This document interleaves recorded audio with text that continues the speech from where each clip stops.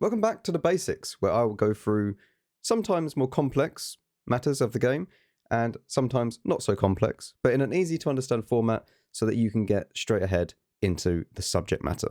Today, we're going to be talking about the crew, and I will go through everything that you need to know about it so that you can get straight on in and move your crews around and find out what crews you can use in which tanks and what you can't. Please bear in mind, this is all before Crew 2.0.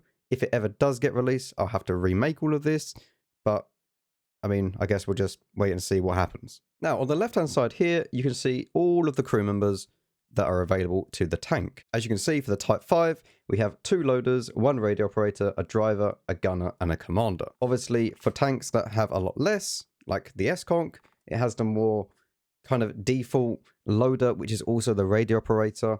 We have the driver, gunner, and commander. If you go to the E5, for example, the exact same thing applies, but the radio operator then moves to commander.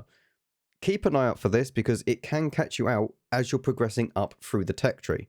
For example, the E5 tech tree, which I'm grinding at the moment on the grind series, if you'd like to go and watch that. On the M6, which is the tier 6 in the line, you have a loader, a radio operator, a driver, a gunner, another gunner, and then a commander.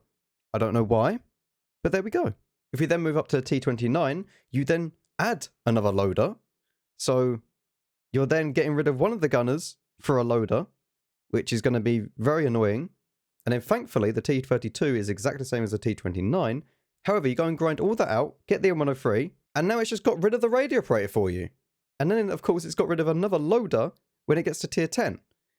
So it can be incredibly frustrating when you're grinding up through the tanks, and then suddenly a loader's disappeared, your radio operator's disappeared, you now have to train situational awareness on your commander for no apparent reason, because you've had a radio operator up until then, but now, nope, that's just gone. It is incredibly frustrating, and hopefully when Crew 2.0 does come out, it will address some of these issues. But for now, this is how it is, you need to watch out for that. So, okay, we've established now some of the crew members get mixed up and whatnot, but once you understand that and where they will go, let's talk about just quickly moving between vehicles. So let's say you've just completed the grind on the Panzer IV-H, and you click research, it's there, your shiny new VK 3001P. What you would do is usually you just click buy, click 50% crew, and purchase. No. What you should do is purchase without a crew, get the tank, but you still have this tank here. And you think, okay, well, I mean, it needs to be sold, really. And you could do this beforehand. You could sell it. But once you sell it, always, always, always send the crew to barracks. Always. Then you can sell. You can then go and grab the next vehicle, which is obviously here. And even though that this has gone from a medium tank to now a heavy tank, it will still work. So you just have to find your crew that you had in the Panzer IV-H. And now, once all of these are in here, you can then click on the top left up here under crew operations, retrain, and then you can select for 75%. Click retrain, and now they are trained here. They have 75% crew in this new tank. You're ready to now go. This is what you should be doing on every single tank as you move up through the tech tree. The only exception is when you have perks on the vehicles.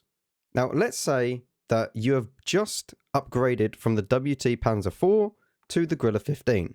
And you want to move this crew in the Panzer IV up to the Griller 15. What you would do, if it has perks on them, the best way that you can do this is by going through each one and clicking reset. You can do it for 80%, you could do it for 20,000 credits for 90%, or for gold. I probably wouldn't do it for gold, but 90% is pretty decent, and I have the credits at the moment, so I might as well just do it. But you just click reset. And now what this will do is basically get rid of everything here and give you 90% of the XP back. So what you can do is do this for each one. And now you can either send these to barracks straight away, or you could go through the sale process and then send to barracks exactly the same way that I showed you in the Panzer IV-H. I'm not going to sell this because I actually want to keep this vehicle, so I'm going to be moving them back again once I've just done this. But now you go and get your Griller 15, make sure you purchase it without a crew, and then you can go ahead, find the WT crew, and then once they're all here, you'll see that they're all red. you just click the same thing, retrain, 20,000 or 90%, and then this pop-up will come up and say, when retraining a crew member, some of the undistributed experience will be used for training the major qualification to 100%. Yes. And now you have a 100% crew. You could have done this for free, technically, but we done it for credits, so it's whatever. And you can go ahead and put all your things back on the vehicle. As you can see, it was like 100%, and then, well, we had one full crew skill and then partly trained. Obviously, you're going to lose some XP in that regard, but it will go towards being qualified to 100%. So you will have a much nicer crew now. You now just add on all of your skills, and you're good to go with your brand new tank. So that is what I would advise you do if you do have crew skills that you should have already gained just from playing the game. Even on my free-to-play account, I've got, you know, like a 2-skill, 3-skill crew or something like that. Just by playing the game and just grinding up through the tech tree. And just keep on moving my crew up and up and up into each tank. So now that you know about moving your crew up through the tech tree as you progress, let's now talk about the premium vehicles and how the crew kind of coincides with those tanks. If you have a premium, let's say I have the Super Conch, and I also have a tier 8 premium in the Carnarvon Action 10, which I have here. Now, what you can do is send this crew to the barracks, and as long as it is the same class and the same nation and a premium or reward vehicle, and that's the key thing there, premium or reward, because the Chieftain works as well, but let's just continue with the Carnarvon Action 10 for now. You can then go ahead, get your crew that is the Super Conqueror, and now as I just move the webcam above it, we can go hover over this and it will say the premium vehicle of correct type. The crew member does not have specialization on Carnarvon Action 10, but he can use his perks and skills, or skills and perks. This means that you can just put your same class, same nation into the premium vehicle or reward vehicle, and the perks and skills and everything will work fine. The exact same thing goes for the chief. As you can see here, you can return the crew. If you have already fought one battle, by the way, with a crew in a tank, you can then click the return crew button and it will return the crew. So for example, the way that I quickly switch between crew members, so the S-Conch, for example, rather than go and click send to barracks, go over here, get all the crew members, you can just click, because I played a game with this crew in this tank, because I played a game with this crew in this tank, I can just click return, and then my crew is gone from the Chieftain to the S-Conch.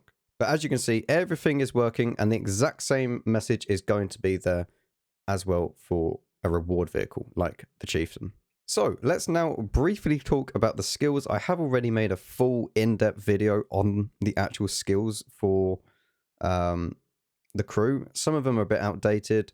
Some of them do need a bit of an update, but I'm just going to wait until Crew 2.0 for that, because there's no point me doing a video now and then in, say, I don't know, 6 months to a year, everything changes again. So for the crew skills, one thing that you always want to have on every single crew member is Brothers in Arms. Brothers in Arms is basically just like a free vents or food consumable.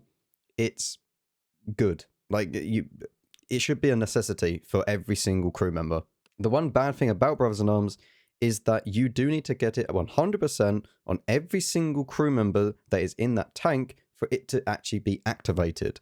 It gives you a flat out 5% bonus to the crew skills, so that will help with absolutely everything. But what I'd recommend you do is you choose something that is actually going to scale with the XP first, like repairs, because if you have a little look at repairs on this, if we just hover over it, the skill comes into effect directly after training and will increase the effect with the level of the skill. So what I would do is train repairs, get it to 100%, maybe a little bit more, and then reset, and then choose Brothers in Arms. Because that way, you're then not having kind of that whole time of just training it to 100% without really anything happening with the tank, if that makes sense. So that's what I'd recommend you do. Plus, repairs is super, super useful, especially on heavy tanks. Heavy tanks, medium tanks, even TDs, dependent on their class. I'm not going to go through every single one and recommend crew skills for each class, because I'm pretty sure I'd done that in the other one. But, you know, I'm just going to talk through some of the skills. But the main one obviously being Brothers in Arms on everyone. Do that however you want. For the next crew skill, I'd recommend you get Recon on the Commander and Situational Awareness on the Radio Operator or whoever has it. For this case, it is the Loader. So you will need to get Situational Awareness, as you can see here. And then I quite like Intuition on my vehicles because it just helps out, especially with quick switching to HE, for example. But besides that, once you get Brothers in Arms and you've got Recon, you've got Situational Awareness, you don't have Sixth Sense anymore because that's just a built-in feature for the Commander. So the rest of them are kind of down to you, how you want to set up the tank. As long as you have those main ones being Brothers in Arms, Repairs, Recon, Situational Awareness, you can pretty much choose whatever else from there. Obviously, for light tanks, you could switch out the Repairs for Camo, or alternatively, if you are using a Sniper TD, switch out those Repairs for Camo. You know, whatever makes sense on the tank. But hopefully this was useful to you. I just wanted to make this video relatively quick, just to kind of go through the crew, explain it a little bit, and hopefully this will kind of answer any questions that you had about the crew and how moving up through the vehicle, what skills I should choose and whatnot. So yeah, thank you very much for watching. Hope you did enjoy. If you did, make sure you leave a like on the video and also subscribe, as it does all help me out greatly. And leave a comment down below for the good old YouTube algorithm gods, so that they may bless my video with their algorithm. See you later.